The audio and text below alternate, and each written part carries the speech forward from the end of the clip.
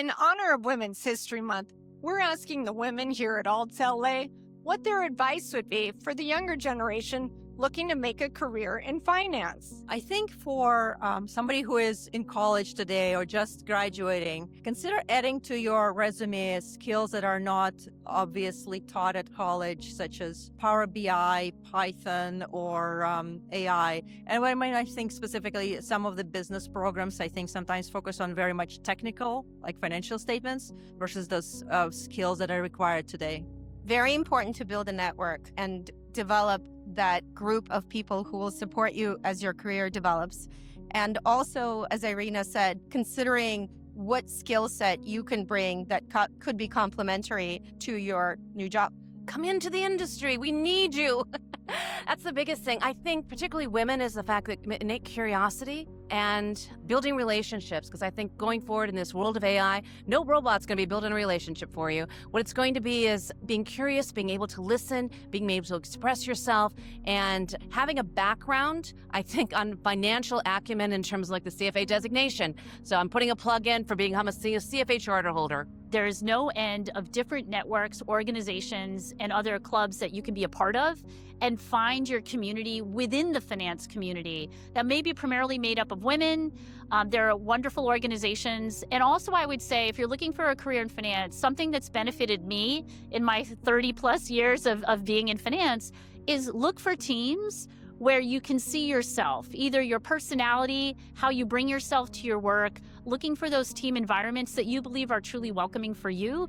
Dive into those head first and then see where it takes you. Network and start early. Build those connections. I've made really good friends with Lily Palmer, who's a partner at Cole Freeman & Malin. Her and I were just starting off in our careers, and we grew together, and now we refer business to each other as partners. So don't worry about connecting with, 5 roles above you or leadership. Network with your peers and build those connections early on. My advice to women looking to make a career in finance is to embrace the awkward moments. And what I mean by that is there are opportunities to join projects where you feel like you don't know enough, you're underprepared, but you learn through these projects, and what matters in those situations is just to be a part of it.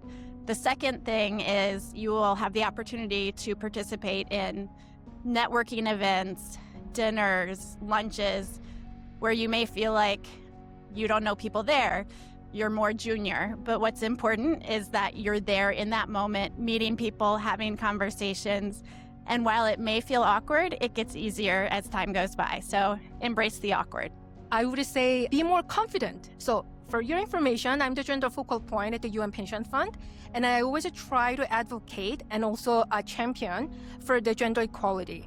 I often notice that female colleagues don't really say, I know everything until they know 100%.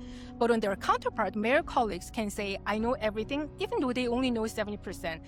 I think that that's basically social norms, and that's how we are trained. I do not really think that that's the fair. And then, unfortunately, when you talk to the senior management, they also have that invisible biases. So my mission to this is, I want to break that. So to the younger colleagues, please be confident in yourself. You know much more than what you think. Learn your value proposition as quickly as you can. Know what you're bringing to the table, know the value it creates, and never back down on your price. The advice is yes and. You will be asked to do things that you're maybe curious about or maybe seem uninteresting to you. I would encourage you to do them when you're asked to do them. And I encourage you to do them especially when they're difficult and they're hard, because those are the opportunities for you to learn and to see what you're capable of. And on the other side of difficult things that you either get for yourself or someone invites you to try, you're going to find confidence, and you're going to find that, of course, you could do it. And then that confidence leads to other things in this business. Eventually, you'll find exactly where you need to be in finance, and the opportunities will be endless for you. This is a great time for women to be in financial services. The industry continues to grow. And my advice is, first of all, to have a good technical background that you can acquire at school, but also by taking the CFA exam or the CAIA certification. And then I also think having a liberal arts education is very important, especially at later stages in your career. My advice for women that want to have a career in finance is to surround yourself with people that inspire you. Great women will always open doors for you, so don't be afraid to go out, ask for introductions, let yourself in rooms that you wouldn't expect to be in. It's important to be your own self-advocate. Get out there and get your voice heard, not just at work, but also in the industry at large. Join boards, attend networking events. Make sure that you do these things alone sometimes. It can be uncomfortable, but the best growth happens when you are pushing yourself outside of your comfort zone. And you are your biggest self-advocate. So make sure that you're building your personal brand at work, outside of work, and that you're really pushing yourself to get out there and build the professional network that you really want to have, because it's up to you to make it happen. Don't be afraid. You can do it. Find out what you really like to do, not what others tell you, not because it pays well. I'm really glad that I stay with my passion in investments for over decades, because when I graduated, everyone was rushing to computer science for the money. Now AI replaced a chunk of engineers. Skills go obsolete, but your interests don't. My second advice is trust and culture. You don't have to be the smartest person, but knowing how to win trust, knowing how to make people feel like you're one of them, that gets you into the room fast. So passion and trust. The rest will follow. Going into this business, you will find the most wonderful people, smartest, most innovative, that have created the foundations in finance. And you have to be your authentic self. And also, you have to use all of the networking and resources around you. I have had the best breaks in my career from men who wanted to help me, who lifted me up. All you have to do is ask, and we're out there to help you. And I'll turn this over to my daughter so she can tell you why she's interested in this business. Thank you so much, Mom. I would say one of the biggest pieces of advice I have, especially as a young woman in her 20s, is to be able to be financially literate and also understand how that works long-term for investments and in building wealth. I don't work in business at the moment. I work in more of a PR side, but I apply that by making sure I understand where my money is going and also asking questions. I feel like a lot of us don't ask questions if we're not aware of what a financial term is, and so many people are willing to help in this community. And so my biggest advice would be to ask for help and just have people explain it, because they're more than happy to. So my piece of advice for women wanting to make their way in finance is firstly to find someone who champions you. So I'm very lucky that I have a colleague called Lucy Milner, who's also my manager, who is incredibly supportive of my endeavors, of my career. She is so exceptionally supportive, and I'm very grateful for that. And then my second piece of advice is to don't let certain situations deter you from doing what you actually want to do. You know, in this world, you get thrown into some difficult and challenging situations. Don't let that put you down or stop you from actually doing what you want to do. It's definitely worth it.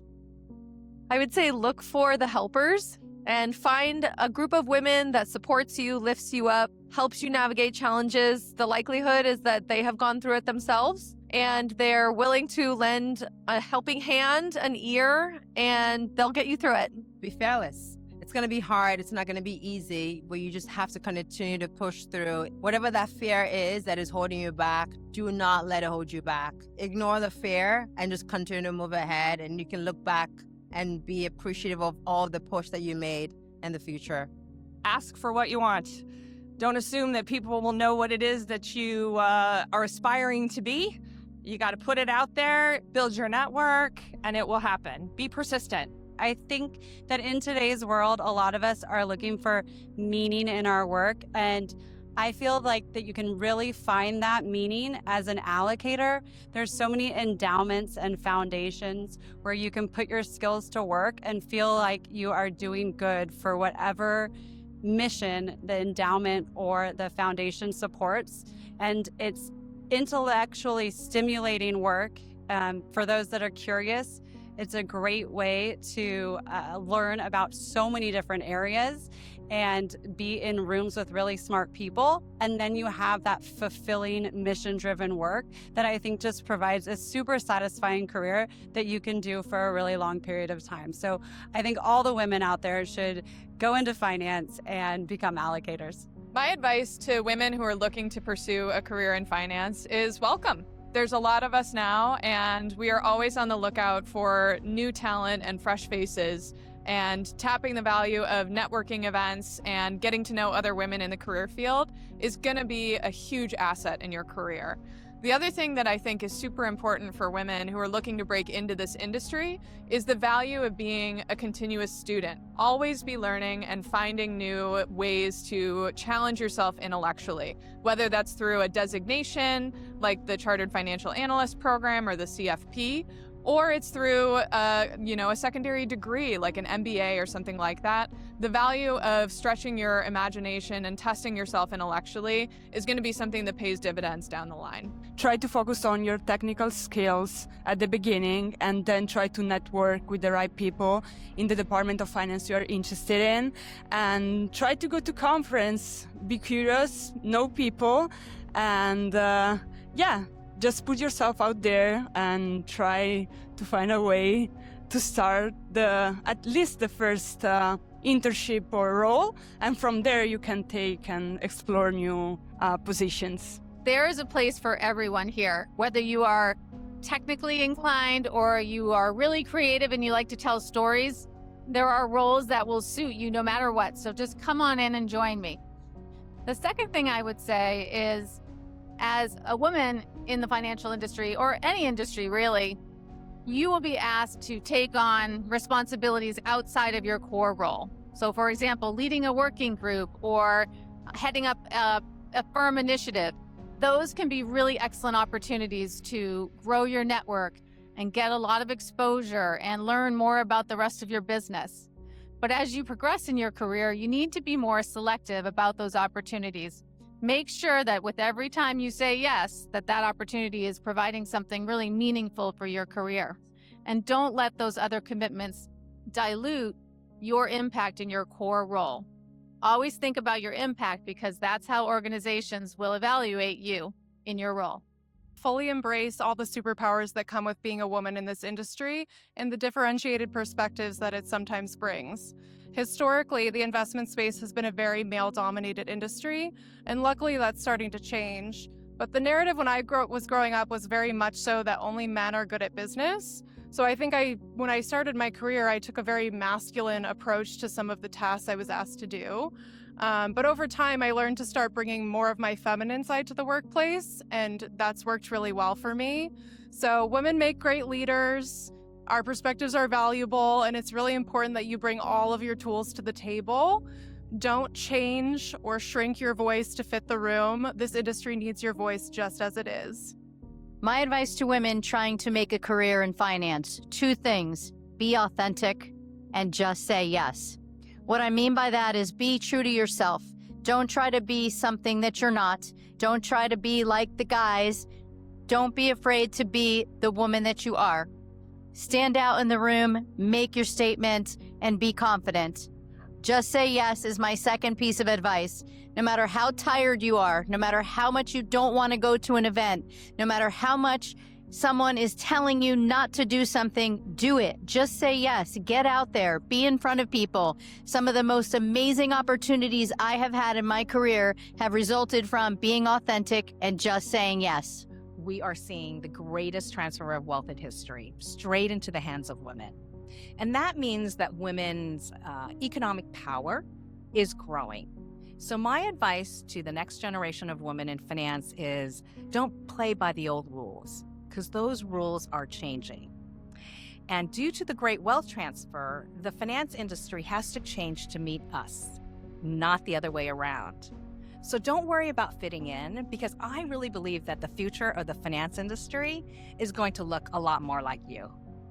First, ask questions, learn about the industry and which part of the industry you would like to be involved in. Don't be afraid to ask the questions, they're really important. Second, find a mentor. Strong women who are successful and knowledgeable are always interested in supporting other women in financial services. They'll help you learn, they'll help you grow, they'll help you enhance your network and your confidence and provide some strong advice along the way. Good luck. A woman that inspired me the most in my life was my mom, because growing up, I saw her being really intentional when it came to financial decision. She was managing, budgeting, and taking care of us with a limited budget. And that's the reason why I'm interested in finance today, because I've observed how financial decision can shape the longevity and the happiness of a family. And that's the reason why I'm here at ALTSLA. Thank you. So, Jason, it is Women's History Month. Mm-hmm. Could you share with me maybe a woman or two? I know you have a lot of women that you support that inspire you. Yes, it's too many to list. I've been so fortunate that so many of the key mentors in my life have been women over my entire career. When I got to McKinsey and I did not know what I was doing or which direction I was going, there were two women there, a woman named Stacy Deach, who was my first engagement manager, who helped me really find my footing there, and a senior partner named Vivian Riefberg, who's still a mentor to me to this day, who's like a second mom to me, who's given me counsel through the hardest personal and professional moments of my life. And they had to navigate a challenging firm at a time when people didn't expect women to rise to the same level or as swiftly as men. And they had to both be harder than the men and rely on their instincts that outperformed those guys to get to where they were. And I learned a lot from them about being overestimated or underestimated and what you have to do in those scenarios. My current partner, Melody Hobson, who founded this fund, and colleague, she's remarkable. I've never been outworked in my life, and I get outworked every day by her and my other colleague, Emma Rodriguez Ayala, who's the CAO and COO at Ariel. They work like they need food. And they would tell you that.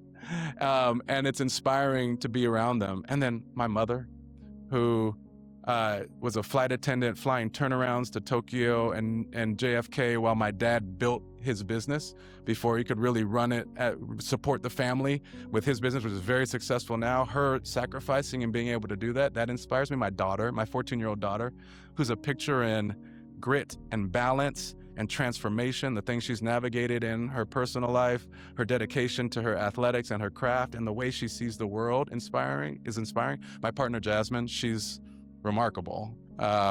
She's the most well-rounded, multifaceted, talented person that I've ever been around. A creative who's also a PhD pharmacist, who also has a worldview that challenges and inspires me every day. So I'm surrounded by great women every day, and working in women's sports is great. I have a bunch of amazing, talented women on my team. I get the benefit of this all the time, and if you don't have a woman mentor, you're missing out on a key lens into how you should operate and move in society. While the financial industry and the amount of women in the financial industry has grown and changed a lot, there's still a lot of work to do. So I encourage you, keep trying, keep sharing the message with other women in the industry to join. Women have a unique perspective that they can bring to the table, whether it's in manager selection or investing, and it's important to have different perspectives. In the end, you will find great success in one way or another.